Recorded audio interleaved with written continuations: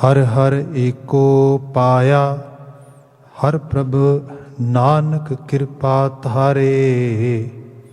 सोहिलड़ा हर राम नाम, गुरु शब्दी विचारे। हम नीवी प्रभ अति ऊंचा, क्यों कर मिलिया जाए राम। गुर मेली बहु कृपा तारी, हर कै शब्द सुभाए राम। मिल शब्द सुभाए, आप गवाए, रंग स्यों रलियां माणे। सेज सुखाली जां प्रभ पाया, हर हर नाम समाणे। नानक सुहागण सावड भागी, जे चलै सतगुर पाए। हम नीवी प्रभ अति ऊंचा, क्यों कर मिलिया जाए राम। नानक सुहागण सावड भागी, जे चलै सतगुर पाए। हम नीवी प्रभ अति ऊंचा, क्यों कर मिलिया जाए राम। वाहिगुरु जी का खालसा, वाहिगुरु जी की फतेह। जुगो जुग अटल तन तन गुरु ग्रंथ साहिब जी, गुरु पातशाह जी दी अपर अपार अजीम नवाजिश बख्शिश। शाम समय ਦਾ ਅਸੀਂ ਸਤਸੰਗਤ ਦਾ ਦੀਵਾਨ ਮਾਣ ਰਹੇ ਹਾਂ। ਗੁਰੂ ਸ਼ਬਦ ਦੀ ਆਭਾ ਦੇ ਨਾਲ ਆਪਣੀ ਸੁਰਤ ਨੂੰ ਮੰਡਿਤ ਕਰਨ ਵਾਸਤੇ ਘਰਾਂ ਥਾਵਾਂ ਤੋਂ ਟੀਵੀ ਦੀ ਸਕਰੀਨ ਰਾਹੀਂ ਜਾਂ ਹੋਰ ਮੀਡੀਆ ਰਿਸੋਰਸਿਸ ਰਾਹੀਂ ਆਪ ਇਸ ਦੀਵਾਨ ਦੀ ਆਪਣੀ ਰਿਸਾਈ ਕਰ ਰਹੇ ਹੋ। ਵਡਭਾਗਤਾ ਹੈ। ਅਜੇ ਹੁਣੇ ਗੁਰਬਾਣੀ ਕੀਰਤਨ ਆਪ ਤੱਕ ਪਹੁੰਚ ਰਿਹਾ ਸੀਗਾ। ਇਸ ਚੱਲ ਰਹੇ ਪ੍ਰਵਾਹ ਵਿੱਚ ਇਹ ਸਮਾਂ ਗੁਰੂ ਸ਼ਬਦ ਵਿਆਖਿਆ ਦਾ ਹੈ। ਰਾਗ ਸੂਹੀ ਦੀ ਰਚਨਾ ਗੁਰੂ ਅਮਰਦਾਸ ਜੀ ਦਾ ਪਾਵਨ ਸੰਦੇਸ਼, ਨਾਨਕ ਜੋਤ ਦੇ ਤੀਸਰੇ ਰੂਪ ਦਾ ਇਹ ਗੁਰਵਾਕ ਆਪ ਤੱਕ ਲਗਾਤਾਰ ਜੋ ਸੰਦੇਸ਼ ਪਿੱਛੋਂ ਆ ਰਿਹਾ ਸਾਡੇ ਤੱਕ ਪਹੁੰਚ ਰਿਹਾ ਹੈ। ਇਹਦੇ ਵਿੱਚ ਛੰਤਾਂ ਦੀ ਵਿਚਾਰ ਹੋ ਰਹੀ ਹੈ।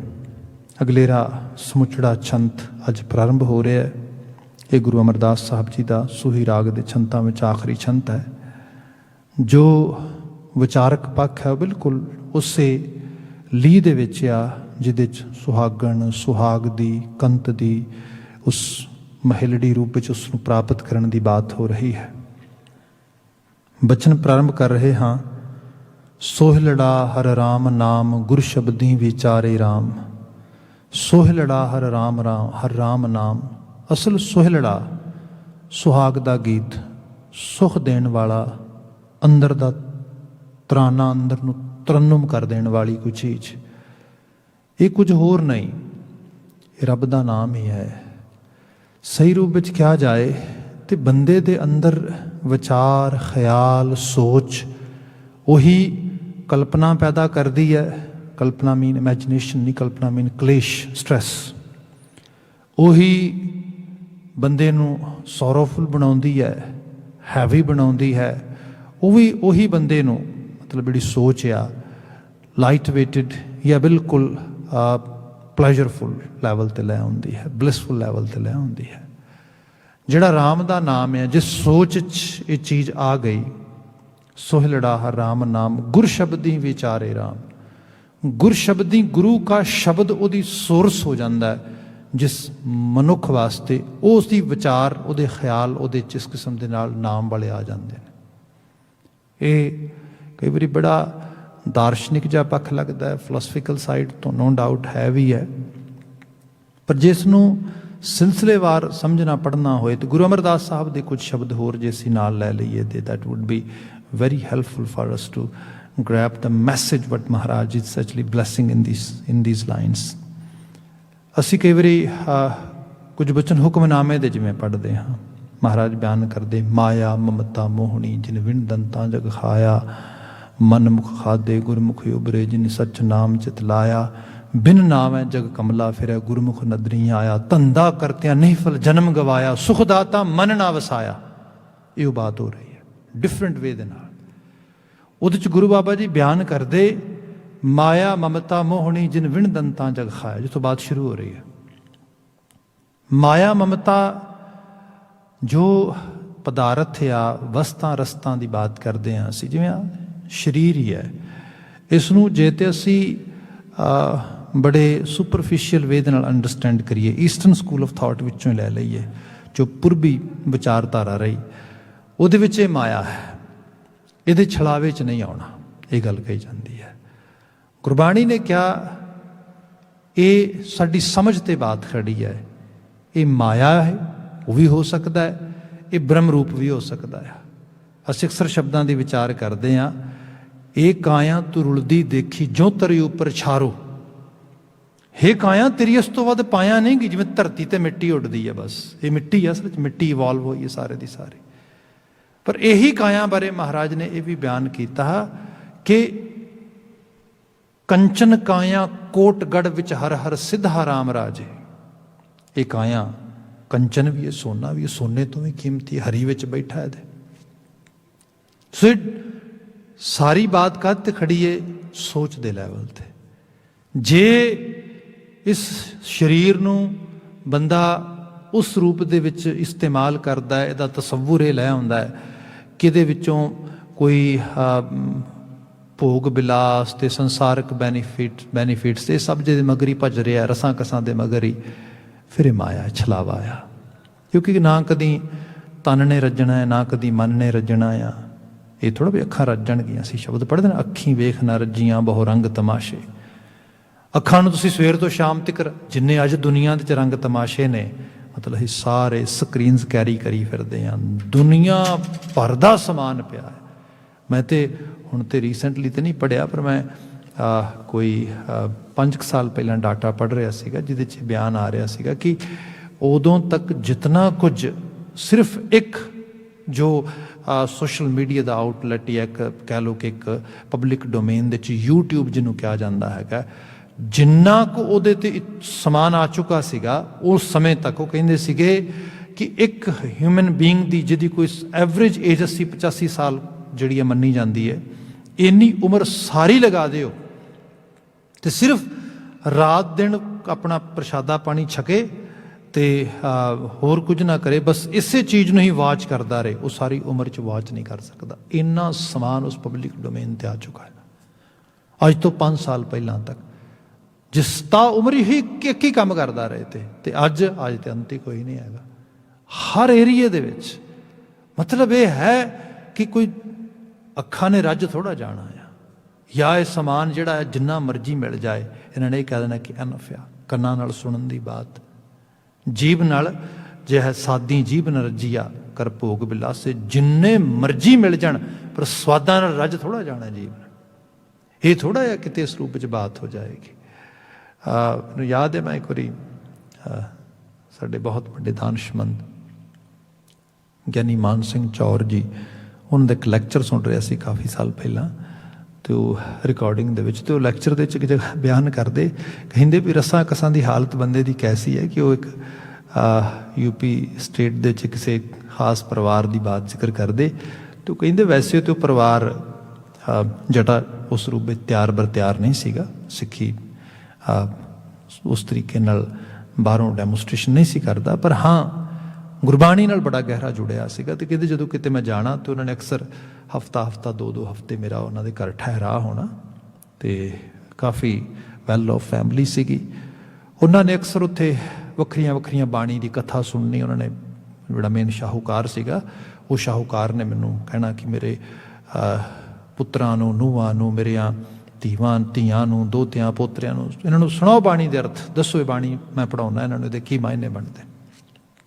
ਤਾਂ ਕਹਿੰਦੇ ਕਿ ਉਹ ਸਤਸੰਗਤ ਹੋਣੀ ਸਵੇਰੇ ਸ਼ਾਮ ਘਰ ਦੇ ਵਿੱਚ, ਬਾਕੀ ਆਲੇ ਦੁਆਲੇ ਮੈਂ ਕੋਈ ਪ੍ਰਚਾਰ ਦਾ ਜਿਹੜਾ ਕੰਮ ਹੋਣਾ ਉਹ ਕਰਨਾ। ਅਤੇ ਇੱਕ ਵਾਰੀ ਕੀ ਹੋਇਆ ਕਿ ਉਹ ਘਰੇ ਬੈਠੇ ਆ, ਅਤੇ ਬੈਠਿਆਂ ਉਹ ਆਪਣੀ ਖਾਣੇ ਦੇ ਟੇਬਲ 'ਤੇ ਕਹਿੰਦੇ ਘਰ ਵਾਲੀ ਨਾਲ ਲੜ ਪਿਆ, ਅਤੇ ਉਹ ਲੜ ਪਿਆ। ਲੜਨ ਦਾ ਕਾਰਨ ਕੀ ਬਣਿਆ? ਲੜਨ ਦਾ ਕਾਰਨ ਇਹ ਬਣਿਆ, ਉਹ ਕਹਿੰਦਾ ਹੱਦ ਹੋ ਗਈ, ਤੂੰ ਰੋਟੀਆਂ ਬਣਾਉਣੀ ਹੈ ਰੋਜ਼ ਇੱਕੋ ਜਿਹੀ ਗੋਲ, ਤੈਨੂੰ ਹੋਰ ਕੋਈ ਤਰੀਕਾ ਨਹੀਂ ਹੁੰਦਾ ਰੋਟੀਆਂ ਬਣਾਉਣ ਦਾ?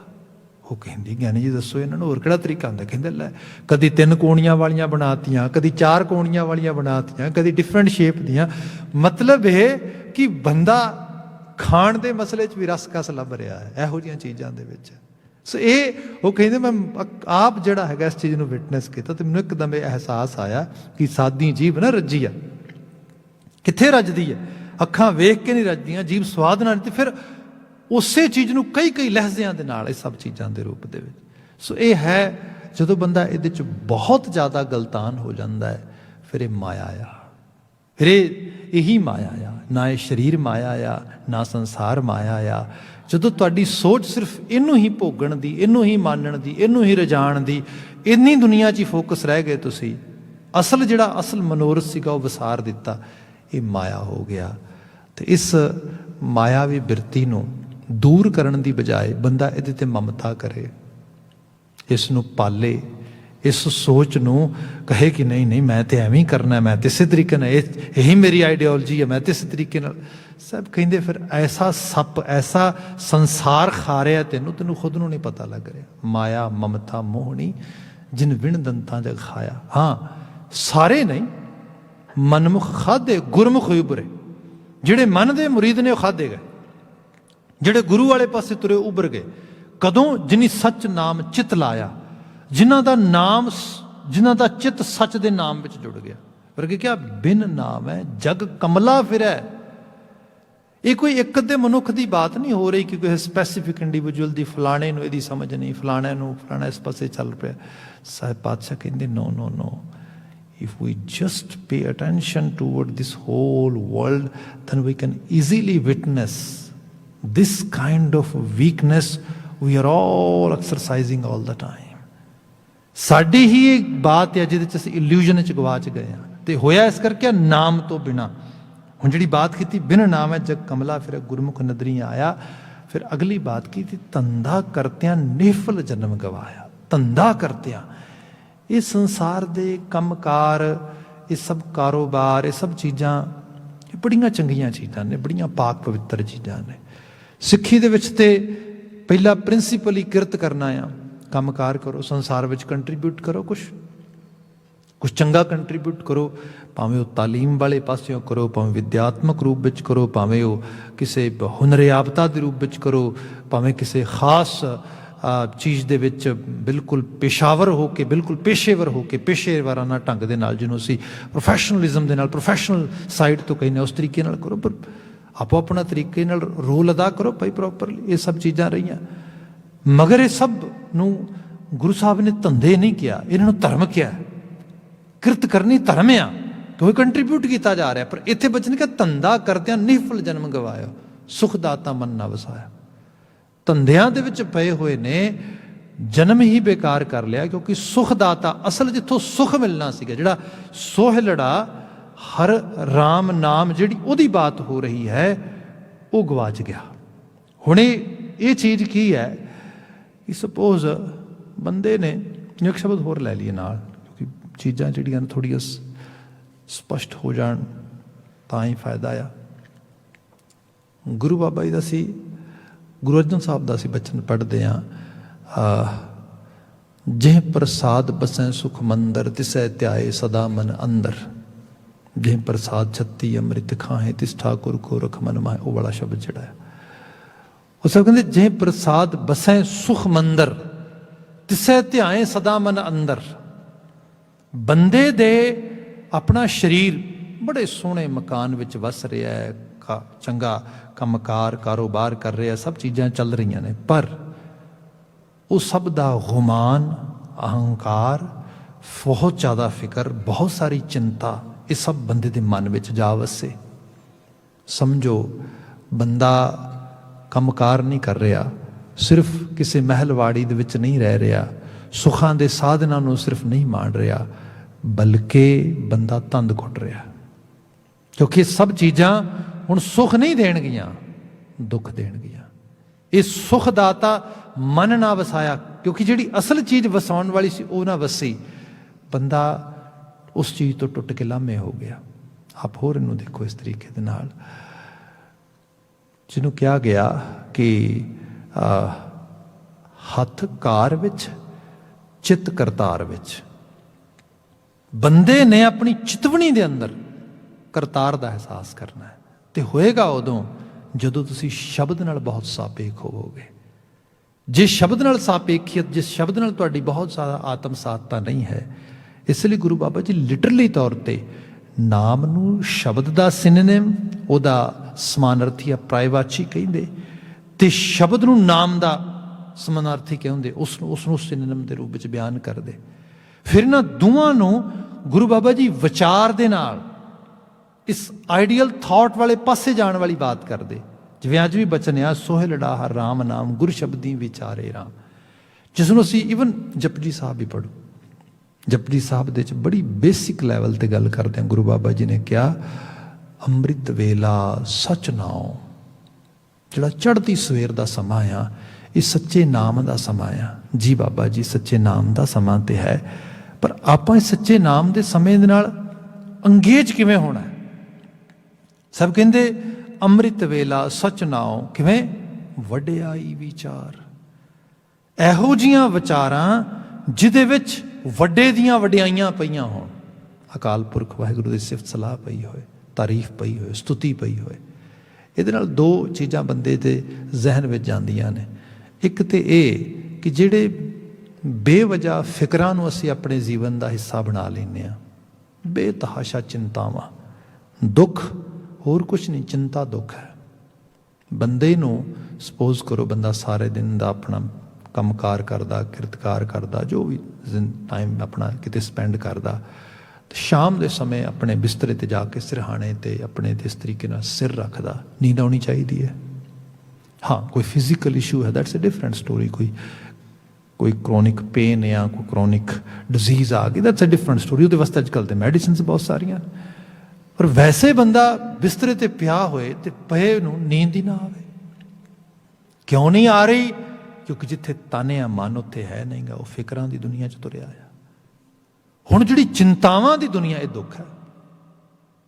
ਬੰਦਾ ਸਵੇਰੇ ਦਿਨ ਚੜ੍ਹਿਆ, ਕੰਮਕਾਰ ਤੇ ਲੱਗਾ, ਜਿਸ ਕੰਮਕਾਰ 'ਚ ਹੈ, ਜਿਸ ਪਰਿਵਾਰ ਵਿੱਚ ਹੈ, ਜਿਸ ਜਗ੍ਹਾ 'ਤੇ ਹੈ, ਉਹ ਮੌਜੂਦ ਹੈ, ਮਨ ਉੱਥੇ ਨਹੀਂ ਹੈਗਾ। ਮਨ ਕਿਤੇ ਫਿਕਰ ਦੀ ਦੁਨੀਆ ਚਲਾ ਗਿਆ। ਹੁਣ ਕੀ ਹੈ? ਹੁਣ ਤੇ ਚਿੱਤ ਨਹੀਂ ਲੱਗ ਰਿਹਾ। ਹੁਣ ਉਸ ਹਾਲਤ ਦੇ ਵਿੱਚ ਬੰਦੇ ਦੀ ਕਿਹੋ ਜਿਹੀ ਦਸ਼ਾ ਹੋਏਗੀ?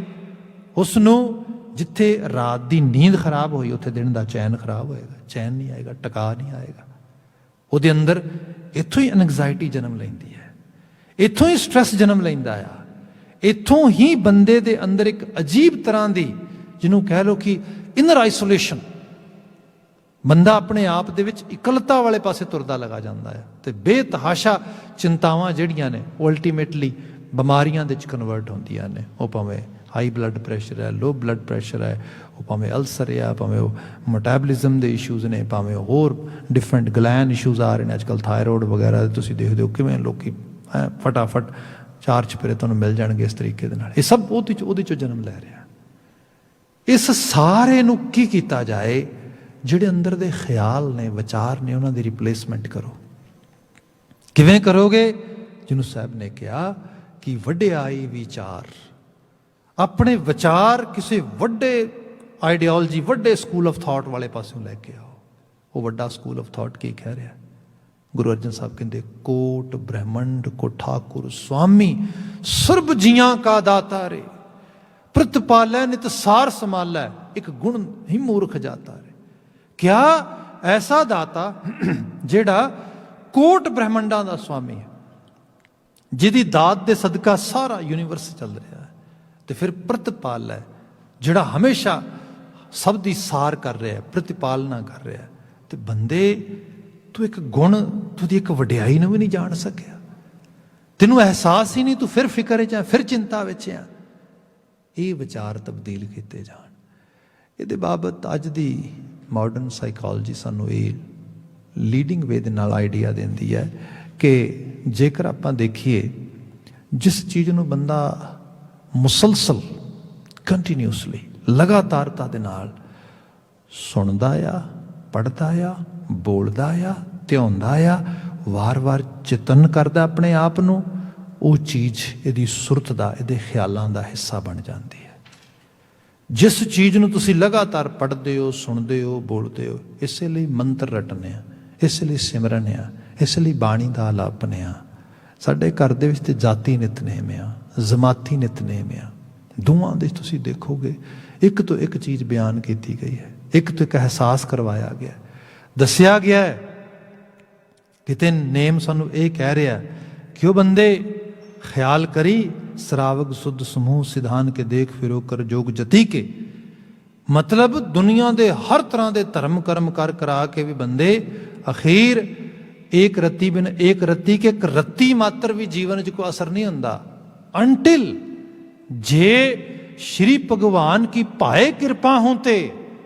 जे वो श्री भगवान की कृपा वो पाई ना, वो ना चंगी लगी, जे तेनू असल उस ਉਹਦੀ ਨਵਾਜ਼ਿਸ਼ ਨਾਲ ਜੁੜਨ ਦਾ ਅਹਿਸਾਸ ਨਾ ਆਇਆ।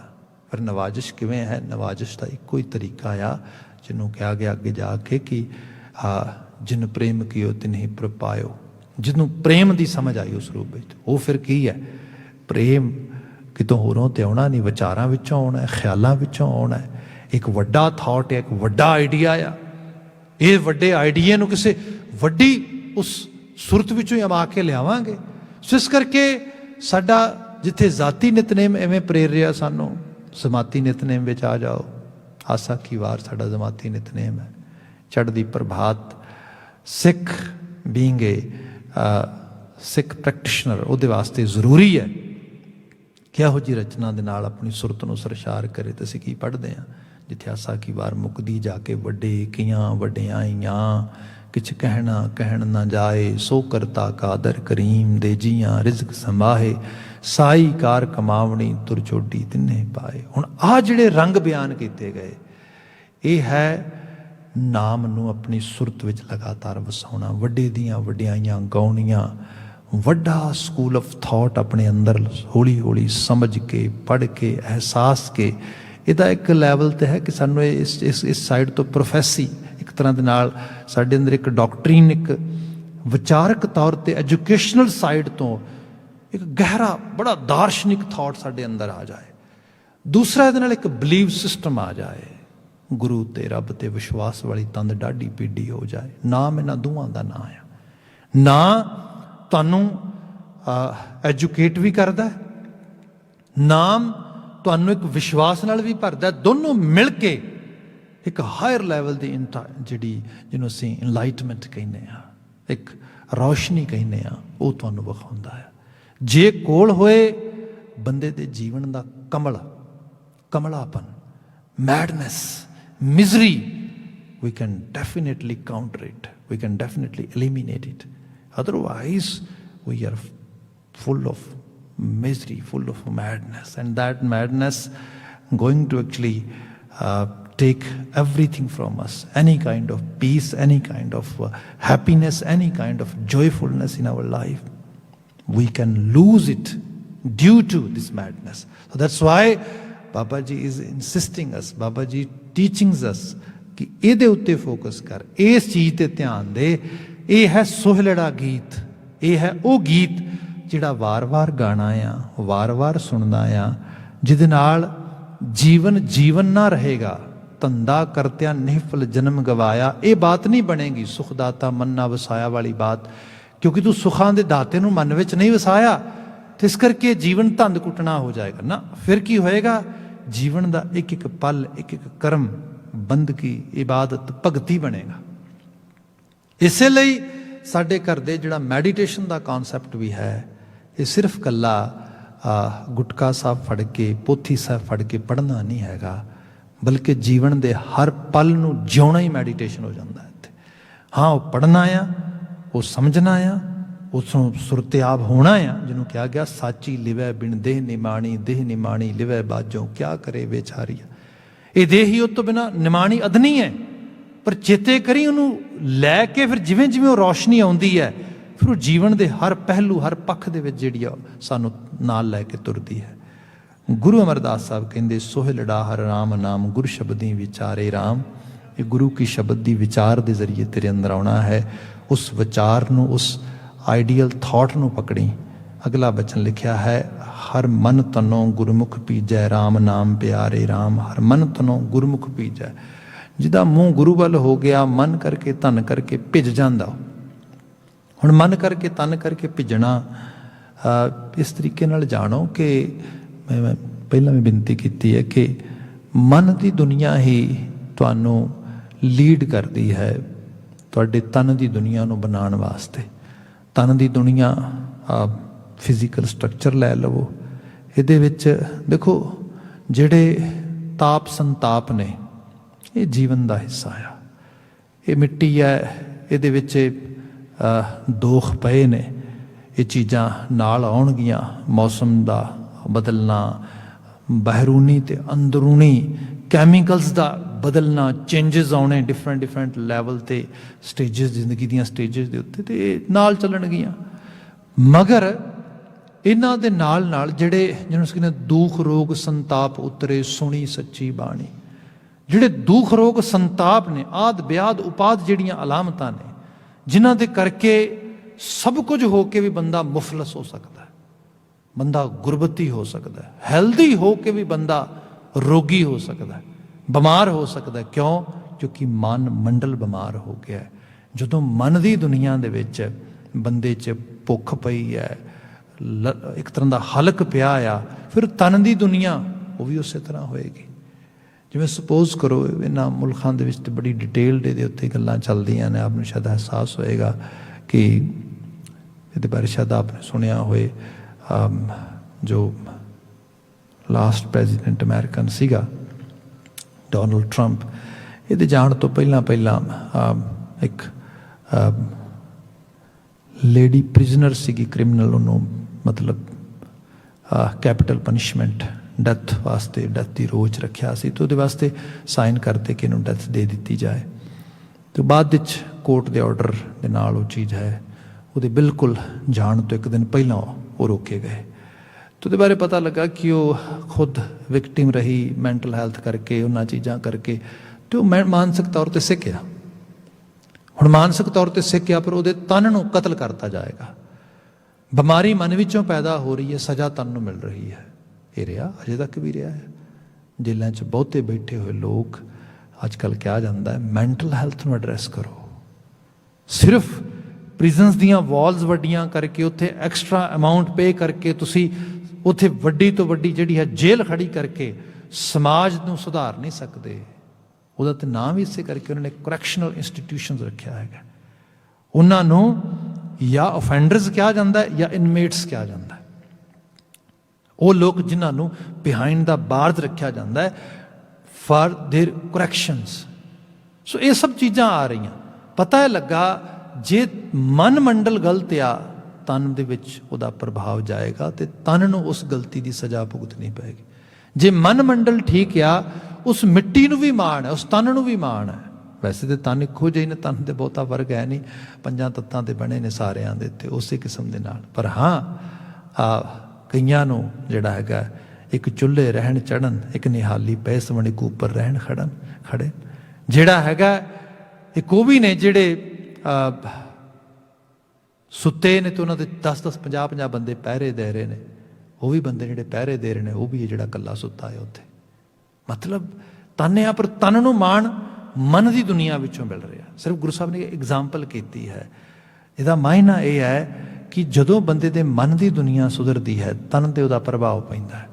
ਤਨ ਉਹਦਾ ਸਿੱਧੇ ਤੌਰ 'ਤੇ ਉਹਦਾ ਰਿਜ਼ਲਟ ਜਿਹੜਾ ਹੈਗਾ ਉਹ ਮਾਣਦਾ ਹੈ। ਇੱਥੇ ਬਚਨ ਲਿਖਿਆ ਸਾਹਿਬ ਪਾਤਸ਼ਾਹ ਜੀ ਨੇ ਕਿ ਹਰ ਮਨ ਤਨੋਂ ਗੁਰਮੁਖ ਪੀਜੈ, ਰਾਮ ਨਾਮ ਪਿਆਰੇ ਰਾਮ। ਜਿਹਦਾ ਤਨ ਕਰਕੇ, ਮਨ ਕਰਕੇ, ਜਿਹਦੇ 'ਚ ਗੁਰੂ ਵਾਲੇ ਪਾਸੇ ਮੂੰਹ ਕਰਕੇ ਨਾਮ ਨਾਲ ਪਿਆਰ ਕਰਨ ਵਾਲੀ ਬਾਤ, ਉਸ ਵਿਚਾਰਧਾਰਾ ਨੂੰ ਪਕੜਨ ਦੀ ਬਾਤ ਆ ਗਈ ਨਾ, ਤੇ ਸਾਹਿਬ ਕਹਿੰਦੇ ਉਸ ਦਾ ਜੀਵਨ ਸਮਝੋ ਭਿੱਜ ਗਿਆ।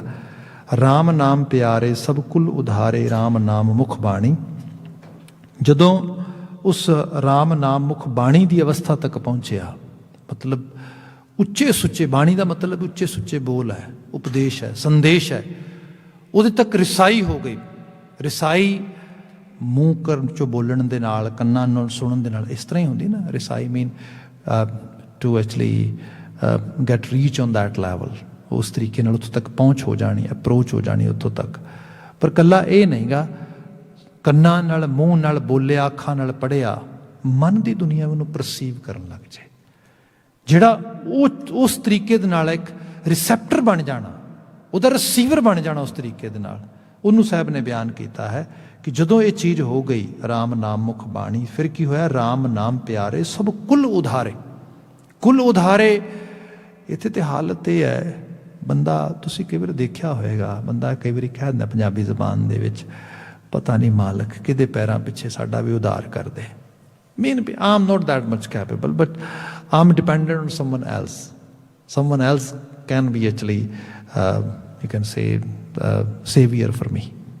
ਜਾਂ ਘਰਾਂ ਥਾਵਾਂ ਤੇ ਪਰਿਵਾਰਾਂ 'ਚ ਅਸੀਂ ਦੇਖਦੇ ਹਾਂ ਕੋਈ ਇੱਕ ਬ੍ਰੈਡ ਵਿਨਰ ਆ, ਦੂਸਰੇ ਉਹਦੇ ਤੋਂ ਬੈਨੀਫਿਸ਼ੀਅਲ ਹੁੰਦੇ ਨੇ। ਕੋਈ ਇੱਕ ਜਿਹੜਾ ਆ ਕੋਈ ਅਚੀਵਰ ਆ ਤੇ ਉਹਦੀ ਅਚੀਵਮੈਂਟ ਦਾ ਦੂਸਰੇ ਬੈਨੀਫਿਟ ਚੱਕਦੇ ਨੇ। ਐਗਜ਼ੈਕਟਲੀ ਇਨ ਬਿਨ ਸਪਿਰਿਚੁਅਲ ਸਾਈਡ ਤੇ ਵੀ ਹੁੰਦਾ ਆ। ਤੁਹਾਡੇ ਕੋਲ ਕੁਝ ਇਹੋ ਜਿਹੀਆਂ ਰੂਹਾਂ, ਇਹੋ ਜਿਹੇ ਲੋਕ ਆਲੇ ਦੁਆਲੇ ਹੋਣ ਜਿਨ੍ਹਾਂ ਦੇ ਸਦਕਾ ਤੁਹਾਡਾ ਕਲਿਆਣ ਹੋ ਜਾਏ। ਪਰ ਕਈ ਵਾਰ ਹੁੰਦਾ ਬੰਦਾ ਕਹਿੰਦਾ ਇਹੋ ਜਿਹੀਆਂ ਰੂਹਾਂ ਲੱਭਦੇ ਆ, ਇਹੋ ਜਿਹੇ ਸੰਤ, ਇਹੋ ਜਿਹੇ ਮਹਾਂਪੁਰਖ ਲੱਭਦੇ ਆ। ਬਾਣੀ ਕਹਿੰਦੀ ਆਪ ਬਣੋ, ਆਪ ਉਸ ਲੈਵਲ ਤੇ ਆਓ ਤਾਂ ਕਿ ਤੁਹਾਡੇ ਸਦਕਾ ਕਿਸੇ ਦਾ ਉਧਾਰ ਹੋ ਸਕੇ। ਤੁਸੀਂ ਆਪਣੇ ਆਪ ਨੂੰ ਉਸ ਤਰੀਕੇ ਨਾਲ, ਇੱਥੇ ਬਚਨ ਲਿਖਿਆ ਸਾਹਿਬ ਕਹਿੰਦੇ ਰਾਮ ਨਾਮ ਪਿਆਰੇ ਸਭ ਕੁਲ ਉਧਾਰੇ। ਫਿਰ ਤੁਸੀਂ ਕੁਲਾਂ ਦੇ ਉਧਾਰ ਕਰੋਗੇ, ਆਲੇ ਦੁਆਲੇ ਦੇ ਭਲੇ ਕਰਨ ਦੇ ਸਮਰੱਥ ਹੋਵੋਗੇ, ਕਿਉਂਕਿ ਰਾਮ ਨਾਮ ਮੁਖ ਬਾਣੀ। ਜੇ ਤੁਹਾਨੂੰ ਇਹ ਮੁਖ ਦੇ ਵਿੱਚ ਬਾਣੀ ਪਾਣੀ ਆ ਗਈ, ਆਵਣ ਜਾਣ ਰਹੇ ਸੁਖ ਪਾਇਆ ਕਰ ਅਨਹਦ ਸੁਰਤ ਸਮਾਣੀ।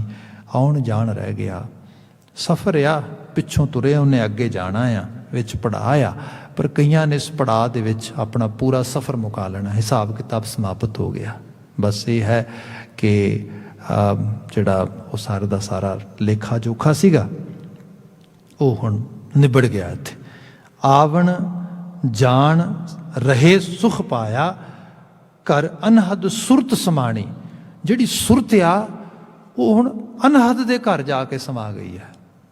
ਅਨਹਦ ਦੇ ਘਰ, ਕਿਉਂਕਿ ਜਿਹੜੇ ਦੁਨੀਆ ਦੇ ਨਾਦ ਨੇ, ਦੁਨੀਆ ਦੀਆਂ ਆਵਾਜ਼ਾਂ ਨੇ, ਕੁਝ ਆਵਾਜ਼ਾਂ ਦੁੱਖ ਦਿੰਦੀਆਂ ਨੇ, ਕੁਝ ਆਵਾਜ਼ਾਂ ਸੁੱਖ ਦਿੰਦੀਆਂ ਨੇ।